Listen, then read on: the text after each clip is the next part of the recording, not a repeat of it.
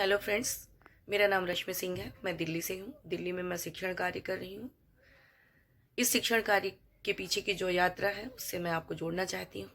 मेरा जन्म मुंबई महाराष्ट्र में हुआ।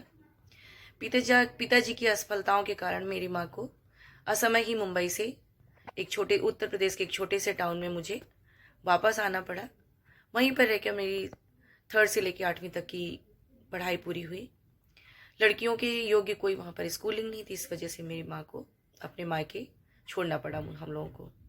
9 से लेकर 12 तक हमने अपनी वहाँ पर पढ़ाई पूरी की। उसके पश्चात मेरे पिता ने कहा कि अब तुमको पढ़ना नहीं है, अब तुम्हारी शादी लायक योग्य उम्र हो गई है। तो मैंने उनसे यही बोला कि नहीं, पहले मुझे पढ़ने दीजिए, शादी जब होगी तो मैं कर लूँगी, लेकिन जब तक मैं खाली हूँ मुझे पढ़ाइए। ये सब करते करते मैं अपने बाबा की ग्रैंड पेरेंट्स की केयर टेकर बन के इलाहाबाद आ गई। मेरी पढ़ाई इस समय प्राइवेट हो गई। इस दौरान बाबा 3 साल उनके साथ में साय की तरह रही, उनकी सेवा की, उनका ध्यान रखा और अपनी पढ़ाई के लिए भी समय निकालती रही। अपने भाई बहनों को कहानी किस्से सुनाती रही और खुद उनकी पुस्तकों को पढ़ती रही और आगे बढ़ती रही। 3 वर्षों के बाद मेरे ग्रैंड पेरेंट्स की डेथ हो गई। उनकी मृत्यु के पश्चात मुझे 1 वर्ष का समय मिला कि मैं अपने मास्टर्स की डिग्री रेगुलर कर पाऊँ। मैं फिर अपने ननिहाल आ गई। उस 1 वर्ष के दौरान मैंने बहुत कुछ सीखा। मेरे गुरुजनों ने मेरा मार्गदर्शन किया। उन्होंने मेरी प्रतिभा को पहचाना और कहा कि रश्मि, जीवन कितना भी कठिन हो, अगर चुनौतियों का सामना कर लोगे तो जीवन आगे बहुत आपको देगा। मैंने उस बात को समझा और उस सपने को लेकर मैं पुनः अपने गाँव वापस आ गई। गाँव में वही चारों तरफ पसरा सन्नाटा, कुछ भी नहीं था। मैंने जान लिया कि मुझे इसी में से अपने लिए कुछ चुनना है। मैंने गांव के बच्चों को बुलाया, सबको पढ़ाना लिखाना शुरू किया। उनके साथ मैं भी सीखती रही, उनको सिखाती रही। लड़कियों के लिए तब तक भी कोई विद्यालय नहीं था। लड़कियां 8वीं पास करने के पश्चात फिर उसी मोड़ पे खड़ी थी जहाँ कहीं कभी हम खड़े थे।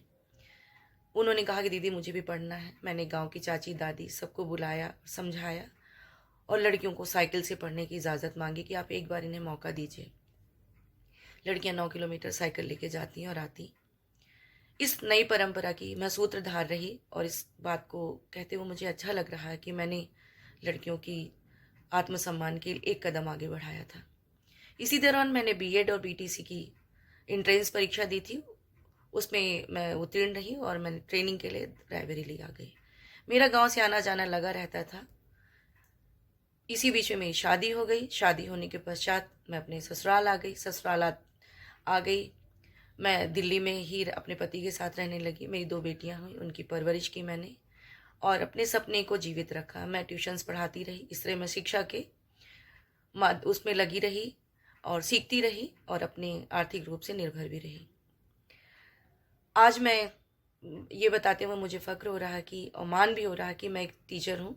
जो मेरी माँ का सपना था और मेरा भी सपना था, और एक सपना आपने दिखाया अंडमान निकोबार द्वीप समूह आने का।